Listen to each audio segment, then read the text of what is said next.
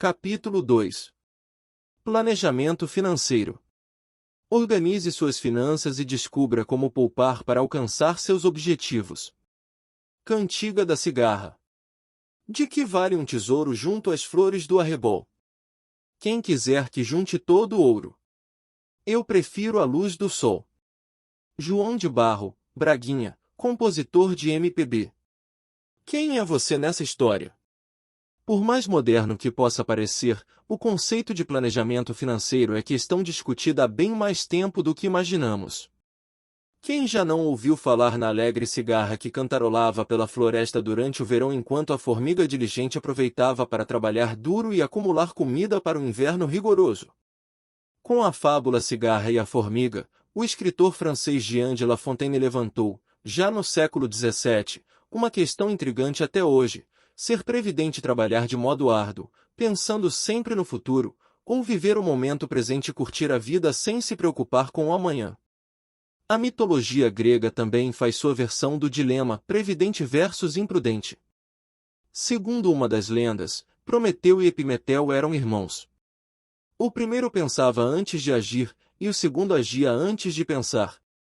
Prometeu era homem prudente, mas, segundo o mito, Zeus lhe impusera um castigo.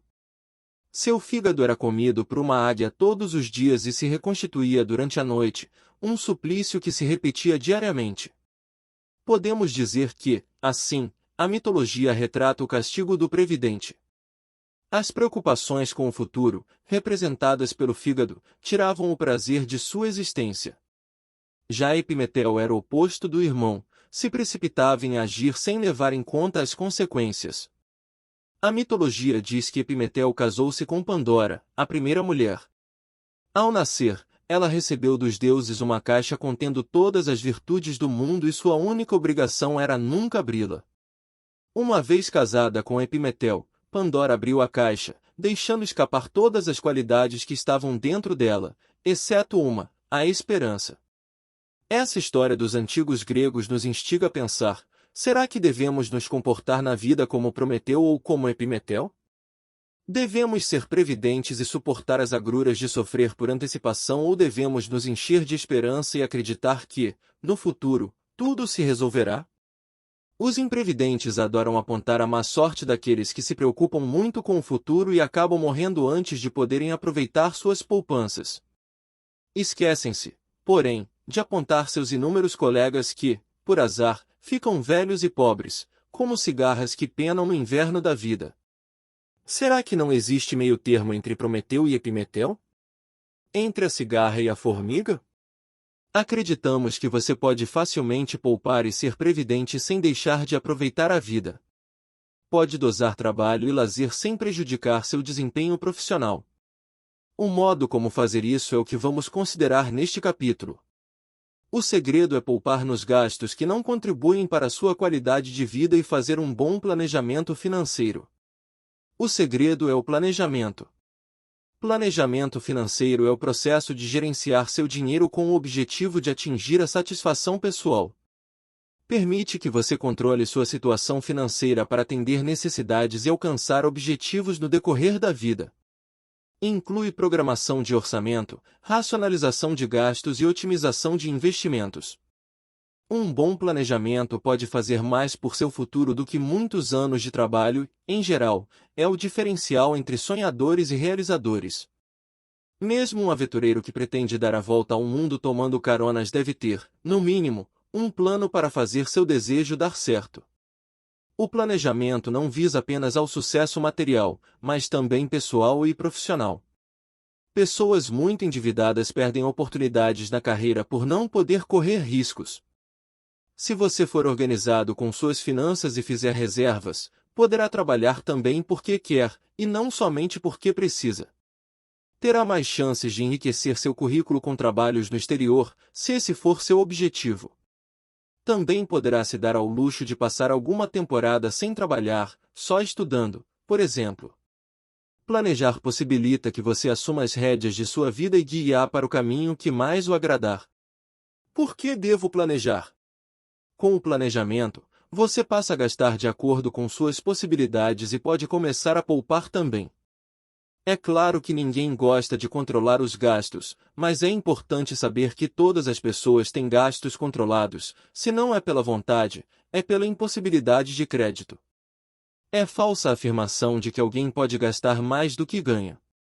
A partir do momento em que essa pessoa passar a possuir dívidas superiores a seus ganhos, ela deixará de ter crédito e ficará impossibilitada de consumir ainda mais.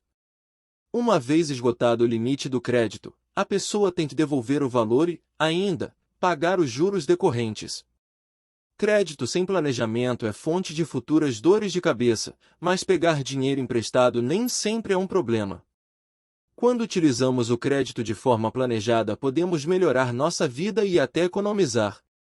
É o caso de alguém que compra casa própria e consegue deixar de pagar aluguel, ou de alguém que substitui a velha geladeira por uma nova, mais econômica, e que, mesmo pagando juros de um financiamento, consegue economizar. Há muitos casos também em que o crédito nos ajuda a realizar um sonho ou nos apoia em uma emergência. No mercado existem vários tipos de crédito, cada um indicado para uma situação específica.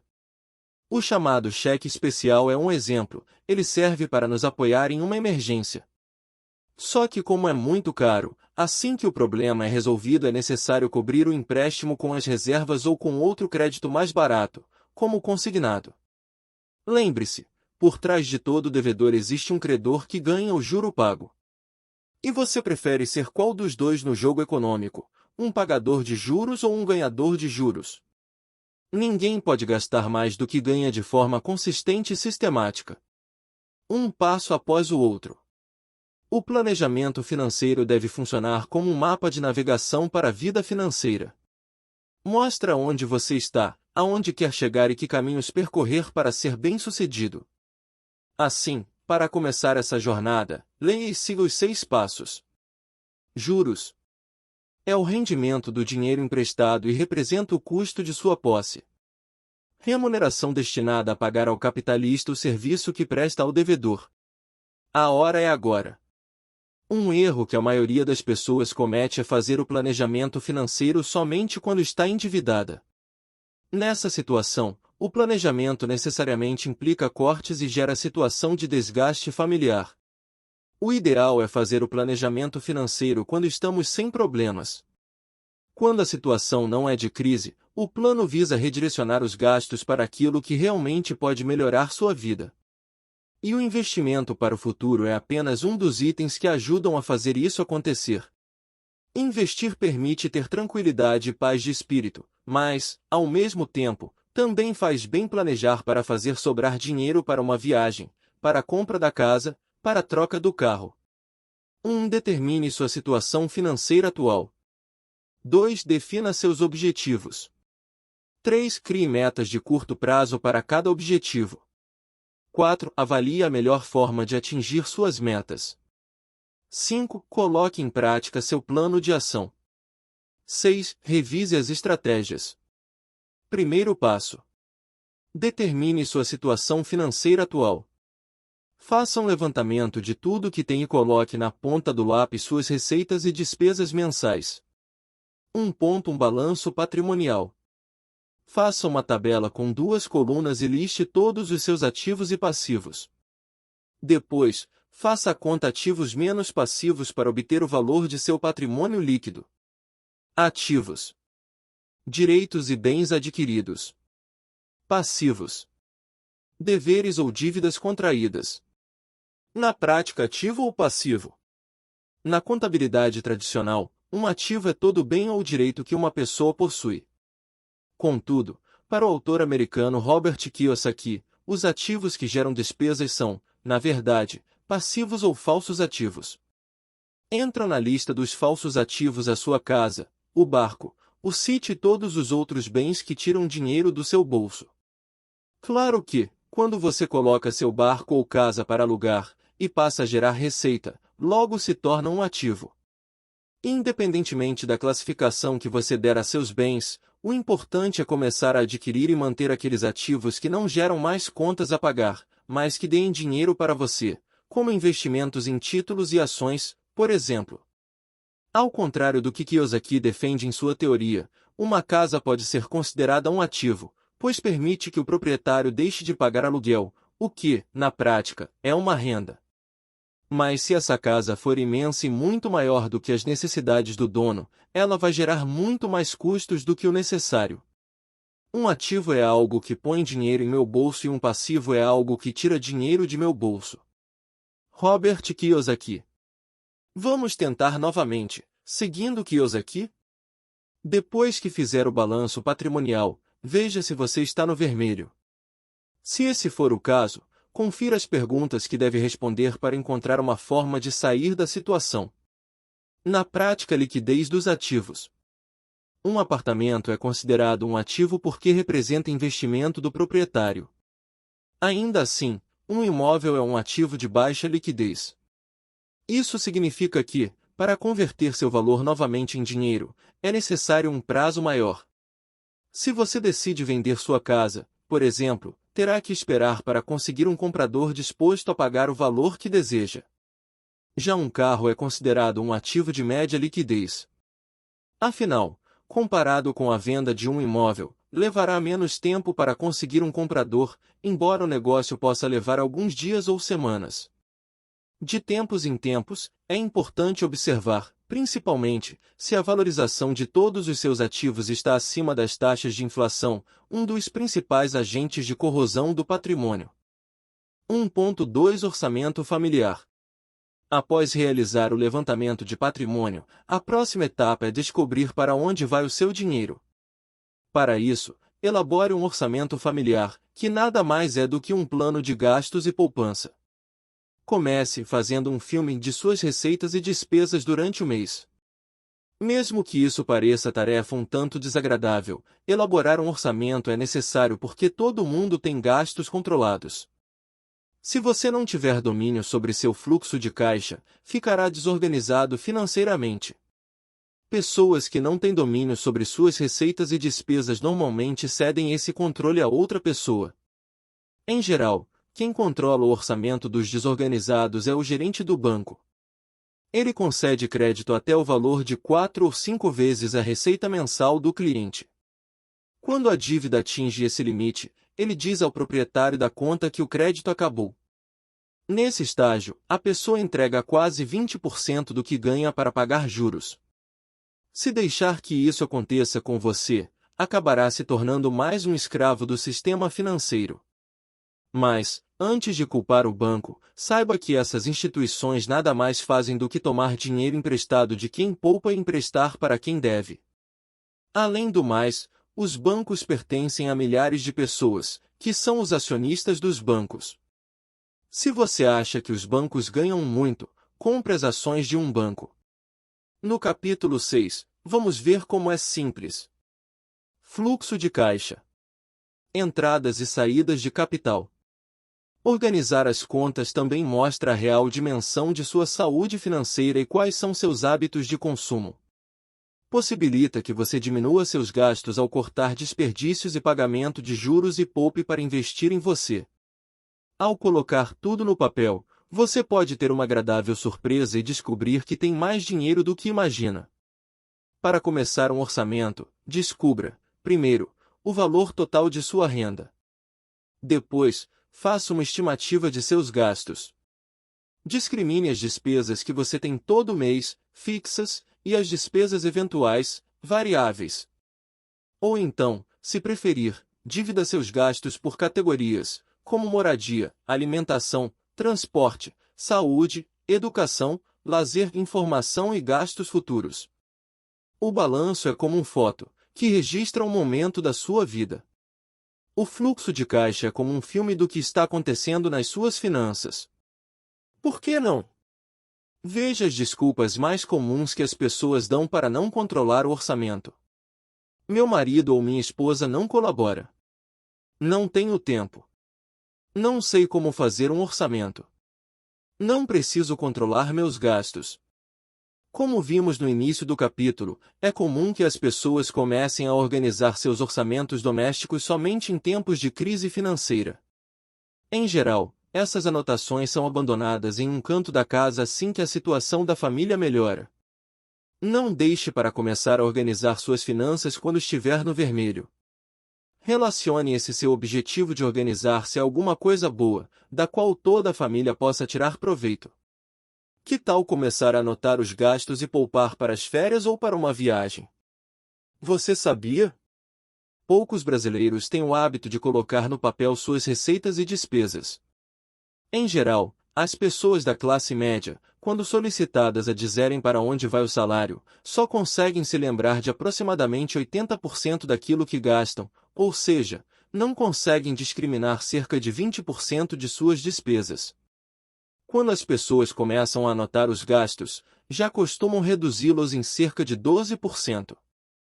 Isso acontece porque o ato de anotar faz você pensar duas vezes antes de gastar. É normal acabar esquecendo algum item de despesa nessa lista. São os famosos gastos extras. É aquele estacionamento no shopping, o cafezinho na padaria no fim de tarde ou a entrada do cinema. Em geral, você deixa de anotá-los porque, separadamente, não tem muito peso, embora façam diferença no final do mês. Uma dica: faça uma listinha separada dos gastos pequenos durante uma ou mais semanas e os acrescente a seu controle de orçamento no fim do mês. Esses pequenos gastos nem sempre devem ser cortados do orçamento. Eles muitas vezes são fundamentais para manter a saúde emocional.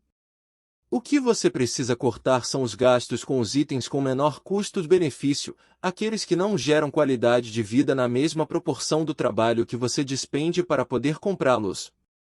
Se você não tiver tempo para seu namorado ou para sua namorada, acabará sozinho.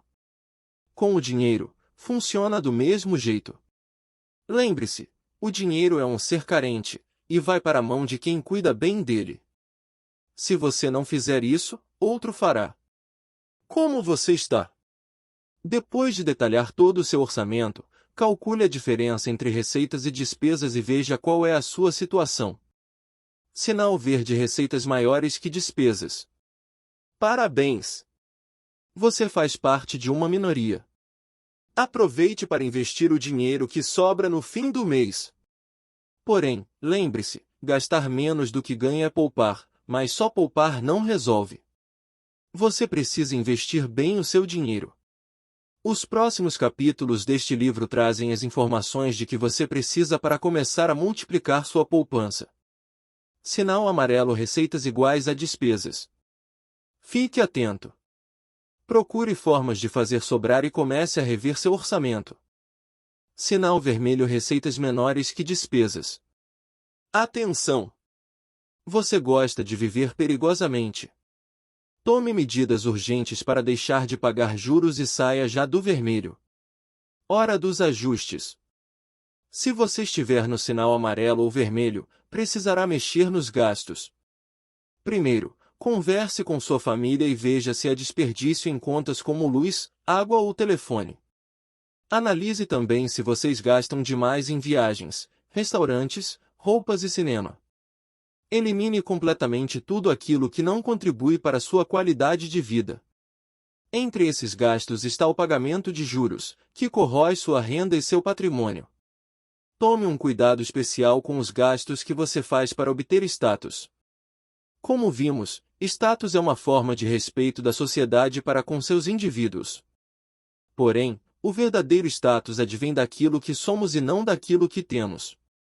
Lógico que, se você tem um carro muito caro, um escritório belíssimo e se veste com roupas de grife, as pessoas tendem a tratá-lo melhor. Tente compreender quais as consequências para sua vida em gastar muito tempo tentando ganhar dinheiro para comprar esses símbolos exteriores de riqueza. As pessoas verdadeiramente ricas não tentam demonstrar riqueza. Descontrole financeiro e juros. Uma pesquisa descobriu que a maior parte das pessoas pensa que gasta mais do que ganha. Ninguém pode fazer isso de modo consistente e sistemático, a não ser que tenha construído um grande patrimônio ou recebido uma herança. O que ocorre, na realidade, é que as pessoas protelam o pagamento de suas obrigações, o que as torna cada vez mais caras. Lembre-se sempre de que o crédito é limitado e, após esgotar esse limite, você terá que devolver o valor emprestado e ainda pagar todos os juros decorrentes dele.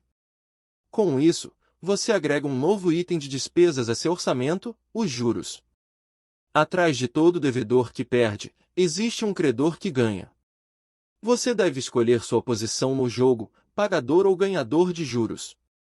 A falta de planejamento de finanças adequado é a principal razão do pagamento de juros, que são decorrentes, na maioria dos casos, do descontrole de cartões de crédito e de cheques pré-datados. Uma pesquisa realizada pelo website Guia Eletrônico de Finanças Pessoais Financenter, www.financenter.com.br, na qual 60% dos entrevistados afirmaram gastar mais do que ganhavam. Duas entrevistas com clientes do Instituto de Educação Financeira, www.edufinanceira.org.br, na qual 43% dos entrevistados afirmaram estar no vermelho por causa do descontrole no cartão de crédito e cheques pré-datados. 15% atribuíram o problema a empréstimos para amigos e parentes e 12% a reformas de casa com gastos acima do planejado. Os demais apontaram gastos excessivos com viagens, troca de carro, doenças na família e jogo como as principais causas do descontrole. Por que poupar? Depois de fazer o raio-x de sua vida financeira, você se torna capaz de poupar. De certa forma, poupar significa desafiar a morte. Quando você deixa de consumir hoje, em função de um consumo posterior, está acreditando que viverá até esse determinado momento futuro. Ainda assim, fazer sobrar um pouco todo mês é necessário e interessante por diversas razões. Permite que você acumule dinheiro para um consumo futuro sem pagar juros e que faça reservas para eventuais emergências. Poupando, você terá economias para a educação dos filhos, aposentadoria, reforma da casa, compra do primeiro imóvel, bem como para outros projetos. Além disso, guardar parte da renda regularmente é um instrumento útil para fazer o dinheiro trabalhar para você, em vez do contrário. Isso ocorre porque, ao poupar, você se torna capaz de fazer investimentos e de usufruir a renda que estes geram. Porém, mais importante do que todos os motivos anteriores, a formação de uma boa poupança o ajuda a ter tranquilidade e paz de espírito para realmente aproveitar as coisas boas da vida. Se dinheiro não é sinônimo de felicidade, a falta de dinheiro e as dívidas são certamente boa parte do caminho para a infelicidade. Mas tome cuidado, poupar é muito bom, porém, poupar demais é ruim. Pior do que não poupar é poupar demais. Quem poupa mais do que precisa está deixando de aproveitar a vida e, possivelmente, gerando forte fonte de preocupação para o futuro. Além do mais, pode ser que o poupador não viva o suficiente para aproveitar suas economias. De acordo com pesquisa publicada na revista Money, 25% dos norte-americanos poupam para a aposentadoria. No Brasil, apenas 1 em cada 6 pessoas tem o hábito de poupar, seja para qual objetivo for. Economizar dinheiro é como se exercitar, no início pode ser chato, mas depois vira uma necessidade. Se você adotar esse costume, verá que poupar é ferramenta útil para a realização pessoal porque tornará possível que você execute seus projetos de vida. Mas, para isso, você deve determinar claramente quais são esses projetos. A poupança é a semente do seu trabalho. Quando investe, você está plantando seu futuro e construindo sua árvore do dinheiro. Se adubá-la corretamente, poupando de forma sistemática e investindo, você poderá ter renda para sempre sem depender da venda do seu tempo para ganhar dinheiro. Poderá trabalhar e fazer aquilo que realmente o faz feliz. Caso real. A família de um engenheiro desejava conhecer a Disneylândia. Para realizar o sonho, todos entraram em um acordo de que, se poupassem bastante, conseguiriam fazer a viagem ao final de 1 ano. Nesse período, além da economia feita em todas as despesas, as refeições passaram a incluir um ritual diferente. Antes do café da manhã e do jantar, o engenheiro dividia 2 guardanapos de papel em 4 partes, uma para cada membro da família.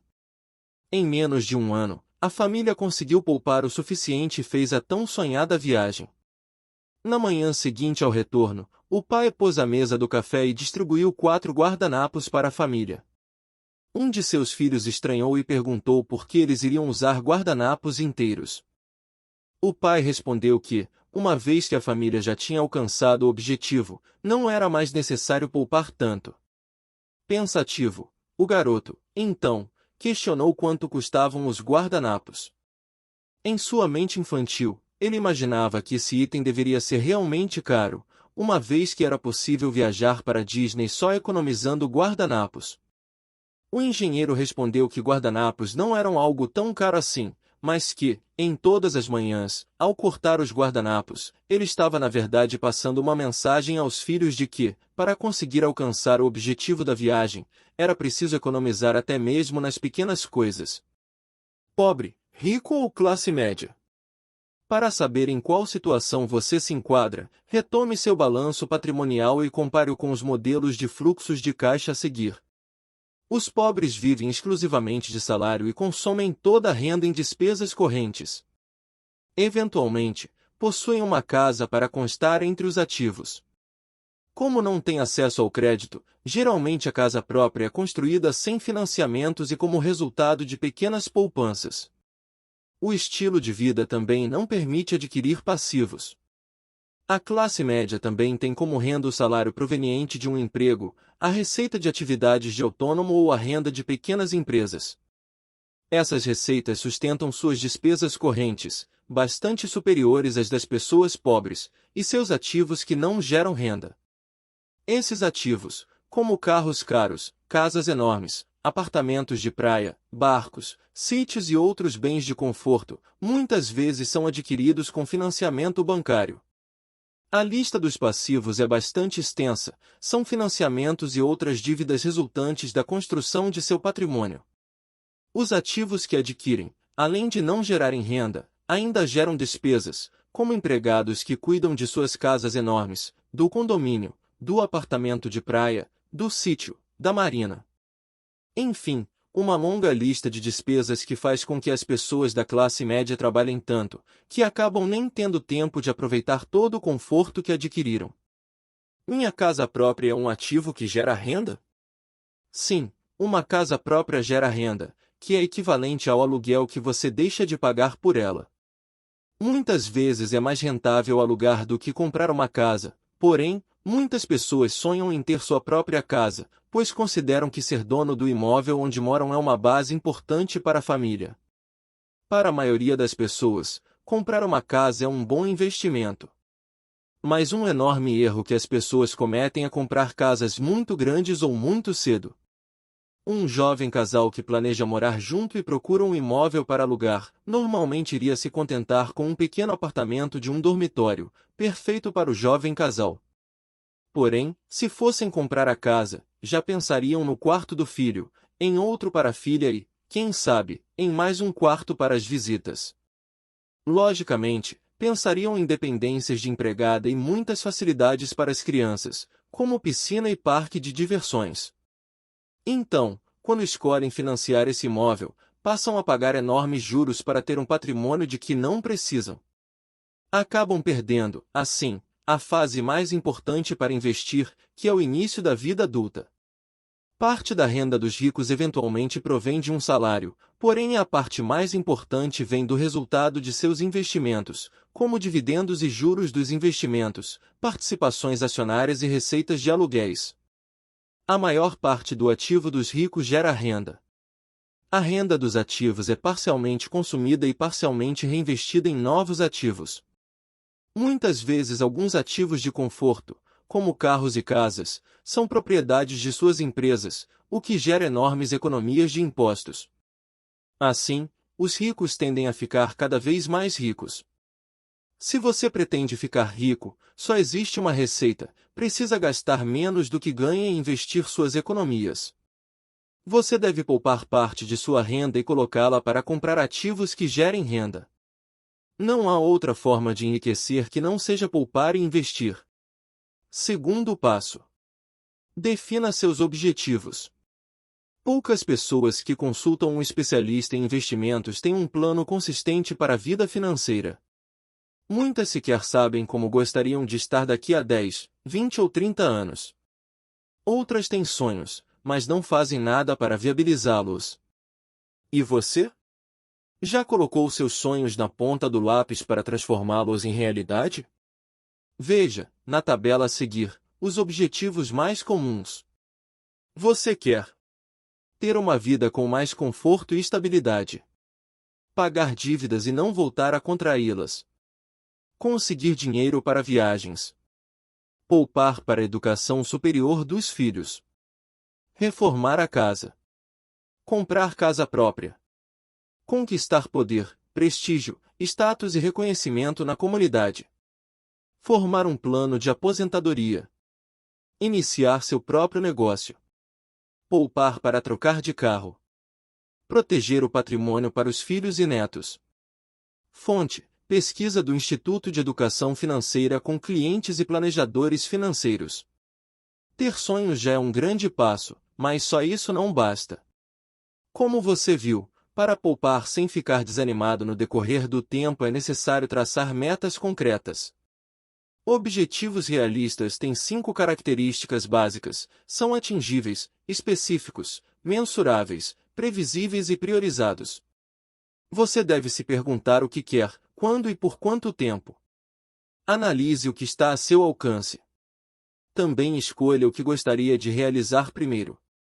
Defina suas metas a curto, médio e longo prazos.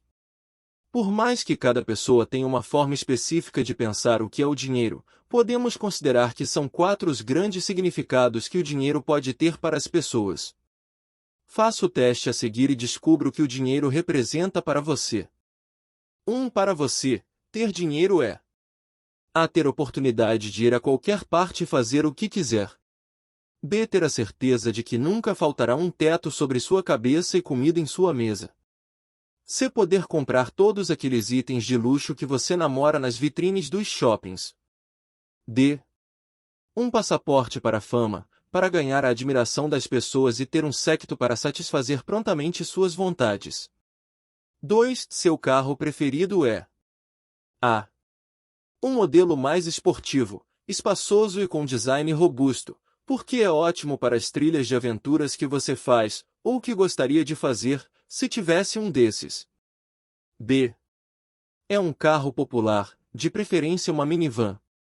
Elas são excelentes para transportar seus filhos para a escola, as compras do supermercado e a família inteira nas férias.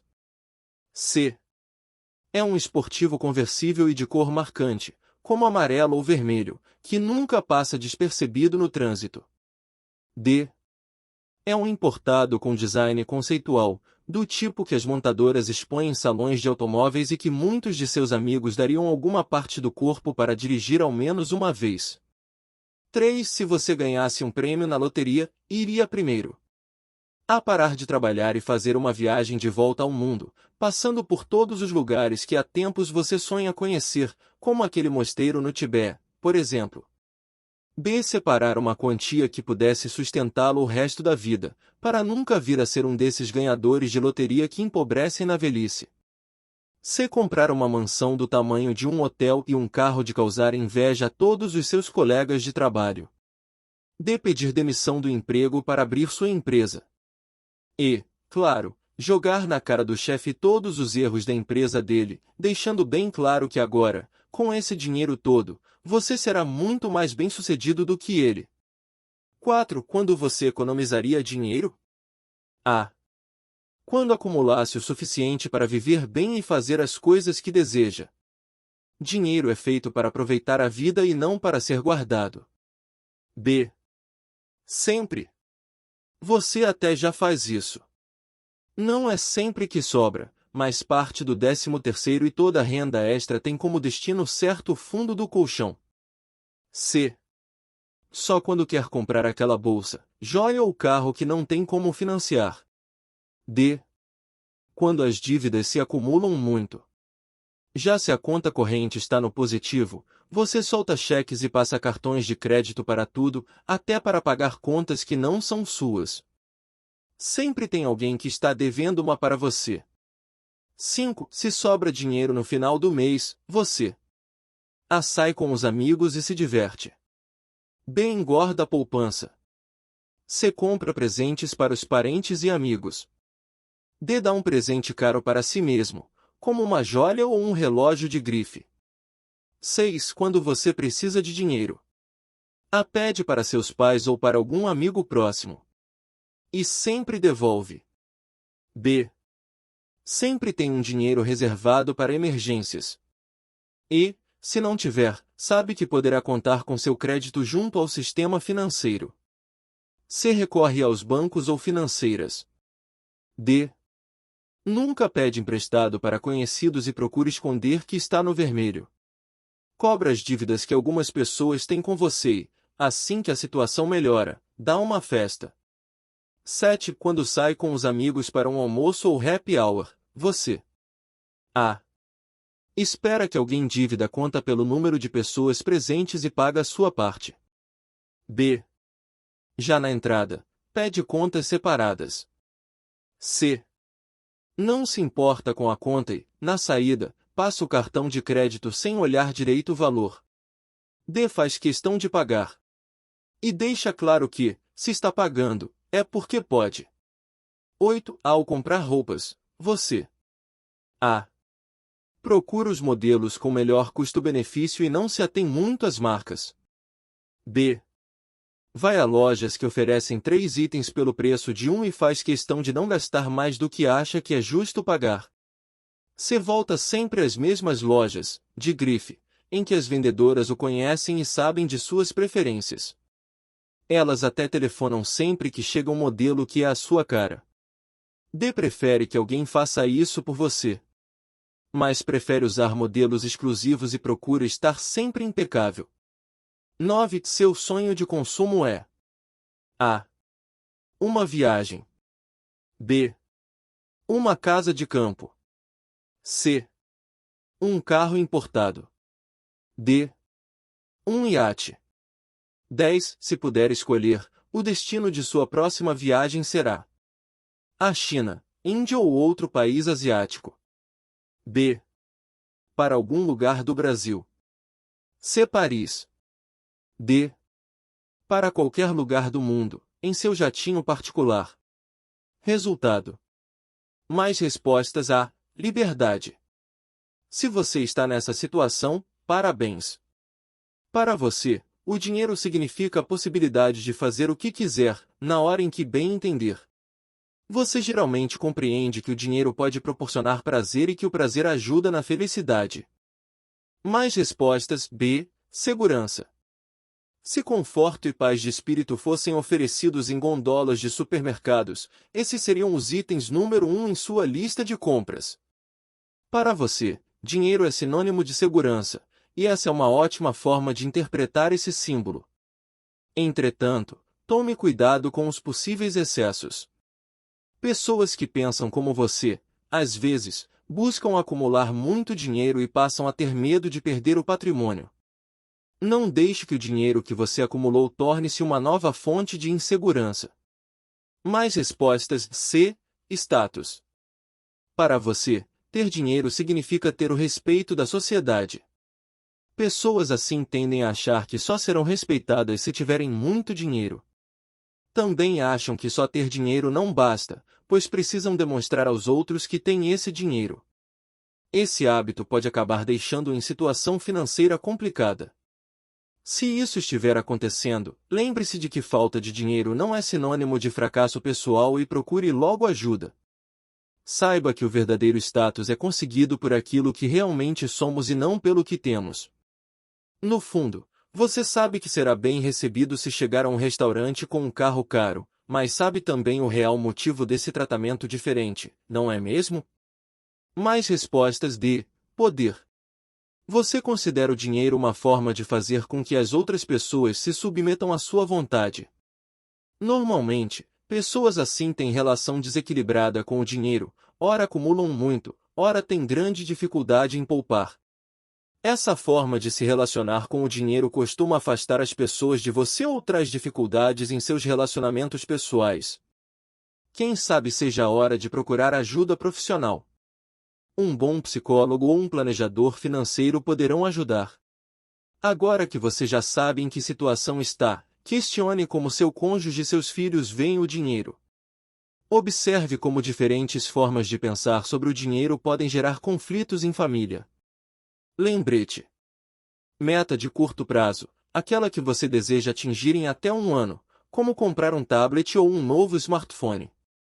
Meta de médio prazo, aquela que você deseja atingir nos próximos 2 a 5 anos, como comprar um carro. Meta de longo prazo, aquela que você deseja atingir daqui a 5 ou mais anos, como comprar uma casa. Ao estabelecer metas, não se esqueça de que a vida é boa e curta para viver pensando somente em acumular dinheiro. Seu planejamento deve estar direcionado a objetivos que estejam de acordo com seus valores pessoais, propiciem melhoria na qualidade de vida e lhe permitam obter tranquilidade financeira. Pior do que não se preocupar com dinheiro é viver apenas para ganhá-lo.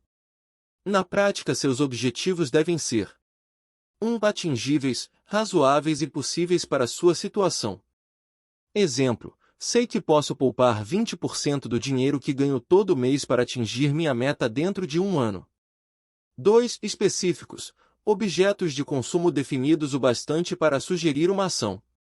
Exemplo: vou poupar dinheiro suficiente para comprar uma geladeira. 3. Mensuráveis, a que distância está da meta. Exemplo: uma geladeira custa R$ 1.000 e eu tenho R$ 500 já poupados.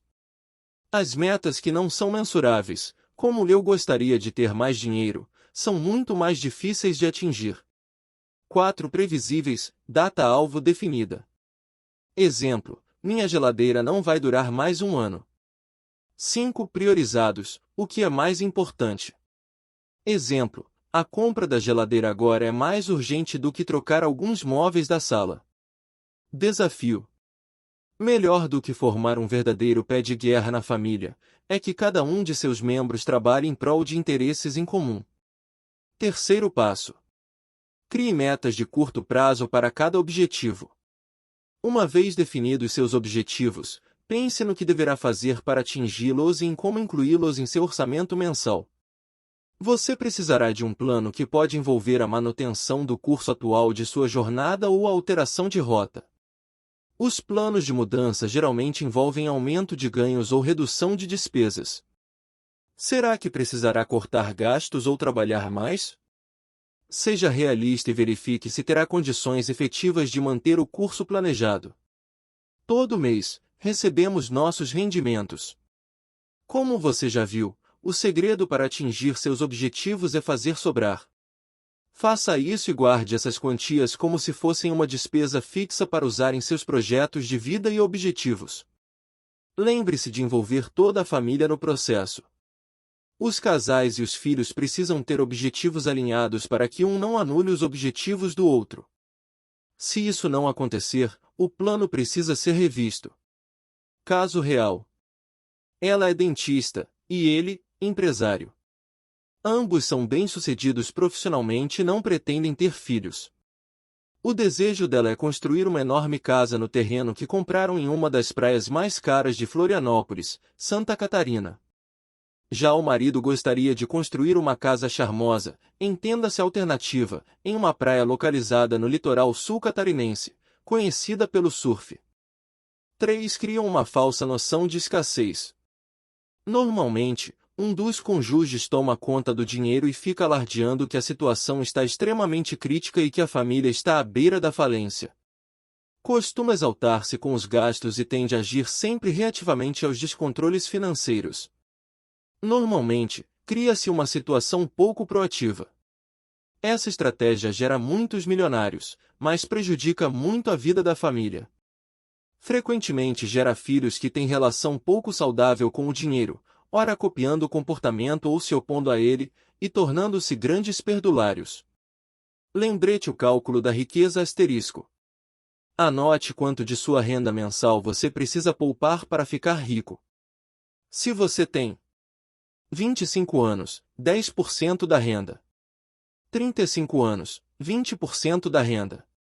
45 anos, 35% da renda. 50 anos, 50% da renda. Asterisco. A partir de 51 anos, consulte um especialista. Leia mais sobre esse cálculo no capítulo 4. Mas se eu ganho muito pouco, posso ficar rico? Claro que pode.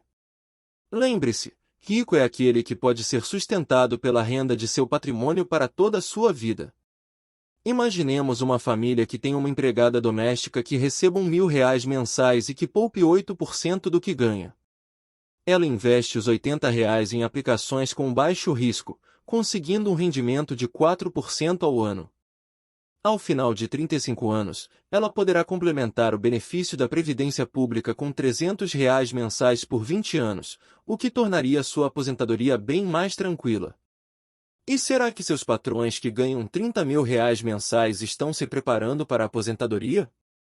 Para garantir a aposentadoria com uma renda de R$ 30.000 por mês, considerando que vai receber o teto da Previdência Oficial, essa família precisa de uma poupança líquida de mais de 4,4 milhões de reais.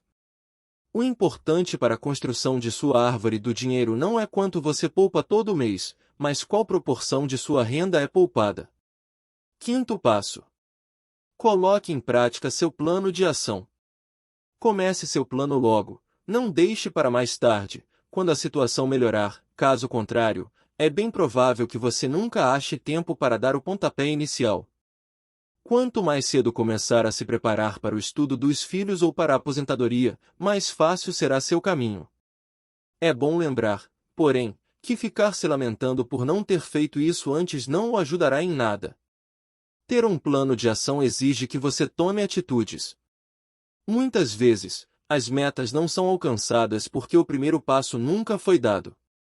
Então, faça seu plano funcionar.